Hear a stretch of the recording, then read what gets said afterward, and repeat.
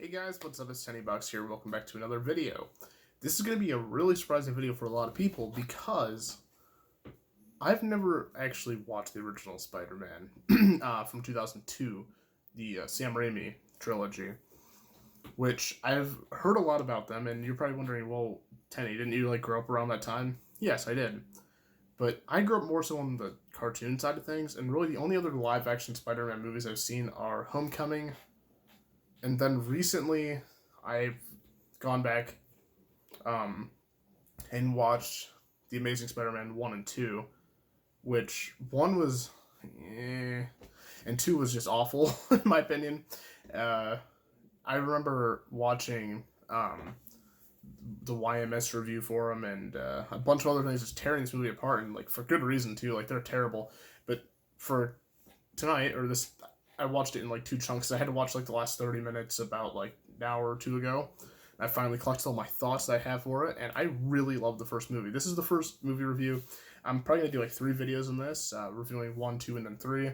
And then if I want, I might rewatch Homecoming, and then I really don't want to watch Amazing Spider-Man 1 and 2 again, just because they were so terrible that I just don't ever have any interest in watching them again, just because, bad. And I also like how I'm wearing a DC shirt when I'm reviewing a Marvel movie. Oh my gosh, that didn't really plan out well, did it? But a lot of people, I know that the cult of Raimi's a thing, and I kind of want to be part of it. I don't know. Not that I ever want to be part of a cult, but it's, a saying for people that really defend this guy's movies. And I think good reason, especially the first one. I haven't seen the last 2 yet, or the other 2, but the first one, fantastic. I really loved how it was a mixture of seriousness and campy. It's a perfect mixture, which I think is the ideal Spider-Man character. Because if it's too too heavy, then it's there's really no character and jokiness to it. It's not really the upbeat kind of Spider-Man way, but it's also not too jokey to the point where I don't take anything seriously. It's the perfect balance, in my opinion. And the Green Goblin too is the villain. A lot of people didn't like the design. I thought it was pretty good for its time. I mean, I thought the face was especially pretty creepy. I don't know. I could definitely see why people don't like it. They compared him to a Power Ranger. I saw somebody, which is kind of funny. I guess I can agree with that to some extent. But like I said, for 2002, especially, that's pretty good. And I really liked how kind of rough the film felt, with the action and the combat. Some of it was a little cheesy, with the scene where Peter's getting bullied by oh my gosh, I'm a huge Spider-Man fan. I can't by Flash, and he's doing backflips over him and be it's a nice fresh of breath air from going from watching a few months ago watching Amazing Spider-Man 2 and being oh my god, they don't understand this character at all. This is this convoluted mess and it's just terrible. Then going to this, it's wow, this, you can tell, just in Homecoming, they understand this character. And everyone does a really great job, in my opinion, in the movie. There wasn't anybody that, stuck out or, a sore thumb. Even, the chemistry between Peter and MJ was super realistic. Like I said, going back from watching Amazing Spider-Man 2, just Gwen Stacy and Peter's, God, it was awful.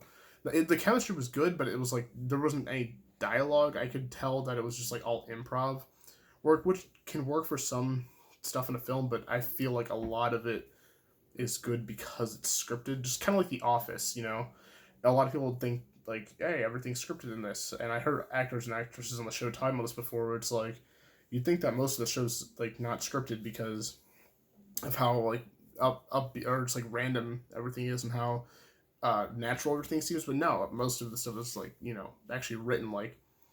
Dwight puts bag, or Meredith said to trap bat, or whatever, and I think it works better when it's actually scripted out with some improv. I don't know how much of this was improv, but from what I could tell, it was super written down. There was actually meaningful dialogue between the two characters, and the actors did really great.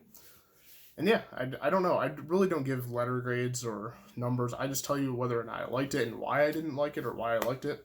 And yeah, I really like this film. It's almost surprising that more people don't talk about this movie. Like, I know that's like it's like considered like this awesome thing, but even growing up with friends, I never heard anybody like talking about, yo, did you see the Spider-Man movie? I don't know. I guess I just grew up in a weird like group of friends. But yeah, let me know in the comments down below what you guys thought of Sam Raimi's first Spider-Man movie. I'm going to be watching 2, I think, tonight. It's like 10 o'clock, and I really want to watch the second one. I've heard negative things about 3. I've heard that it's good, but it's extremely convoluted, but it's miles ahead of Amazing Spider-Man 1 and 2.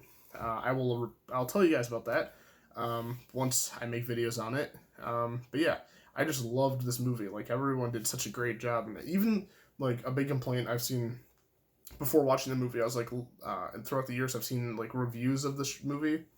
I never knew any spoilers, so just seeing everything break down, like, naturally, I was like, whoa, he found out that he's Peter Parker, Norman Osborn. I was like, whoa. Like, reading comics, like, yeah, sure, that does happen in some iterations, and, you know, it's cool seeing it, like, play out in the movie, but, like, I never knew, like, going into it, it's like, Norman finds out at this point. I was like, wow, it's actually natural that I found out about it. And J. Jonah Jameson was great, too, as well. I think he's the best version of him I've seen, other than, like, I don't know, the video game versions of him, but, like, even then, it's the real life, it's, like, live action, so that's, can't really beat that. I don't know, there wasn't really any scenes in general that just, like, I didn't go for. Yeah, I don't know. It was a bit bizarre that nobody suspected anything was odd, like, when, Norman went in and did the experiment by himself and then murdered that guy. Or it was the Green Goblin, I don't know, it was, like, the Green Goblin was, like, making his, like, true human nature come out or something. That's kind of the way I perceived it. I could be wrong. But there was, like, no security cameras or anything. Nobody just saw him just, like, punch this guy through the thing. I thought it was kind of bizarre, but it's a good nitpick thing. Like, that's what I think a lot of the negative reviews I feel like for this movie would be, and criticisms would be nitpicks. Like, oh, I didn't like this person in the movie. Well, kind of nitpicky. I mean, I could tell, like, I would tell you if a performance was, like, really bad, but, like, no, some of it was, like, even Norman talking to, the Green Goblin, just, like, the Green Goblin kind of bullying him was awesome. It was, like, you could tell it was kind of 2000s-ish era, with, like, just him talking, I don't know, just the way it was filmed, but it was such, like, it's, like, a positive way that was filmed. Like, I wasn't like, oh, that's so 2000s, like, that's so negative, that's, like, a bad thing, but no, I really liked it. And I want to know what you guys thought. Sorry for doing this really long outro, but I thought I'd talk about the film a bit more. Yeah, let me know what you guys thought about the movie, and if you guys seen it before. If not, I strongly suggest that you do go watch it. I'm actually really embarrassed. I'm 21 and I haven't seen this movie yet. It's 17 years old at this point, and I'm only now getting around to it. So yeah, that really is weird that I haven't really considered watching it up to this point. I've seen bits and pieces.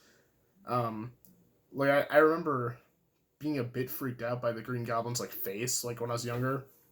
So I don't know why I never really watched it. I just saw bits and pieces, like, from the fight scenes, from, like, when my parents would watch it with, like, I remember friends came over to watch it, and I don't think like, the kids, like, when I was hanging out with my friends that back then, like, I don't think we watched it. At least I don't think we did. So this is definitely the first time I've seen it from start to finish without just, like, seeing some random fight scenes in between, and I thought it was fantastic. Thumbs up. It's got the thumbs up from me. Yeah, I'll be bringing the second one to you very soon, hopefully. Yeah, I hope you guys are liking more of this real-life content. I am really enjoying just filming.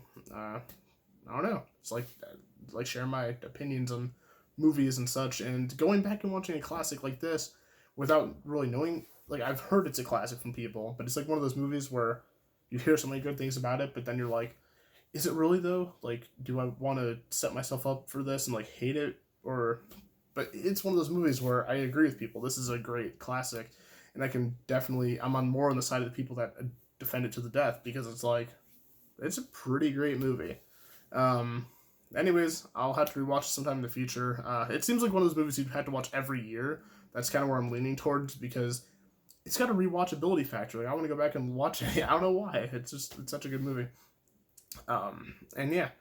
I think another thing before I end off this video is I just want to say, like, the way that they do Uncle Ben throughout this, like, with his whole death scene, it's actually, it's a random act, but it's, like, a good random act, because in, like, Amazing Spider-Man 2, spoilers for that movie, it's so confusing and bizarre and dumb, but in this, it's like, okay, it makes sense, because Peter lets the guy go that's running from the rest of the cage match, which, isn't a Spider-Man thing to do, so you're seeing, like, this, you're seeing Peter, like, not being the Spider-Man character, he's letting this criminal go just because of his own personal, like, beef with the guy that didn't pay him all the money, and then you find out through, like, butterfly effect or whatever, that he carjacks Uncle Ben and kills him. It's like, in Amazing Spider-Man 2, like, you can make the argument, it would be a dumb argument to make, that he didn't stop the criminal and then he got shot, but it was just, like, so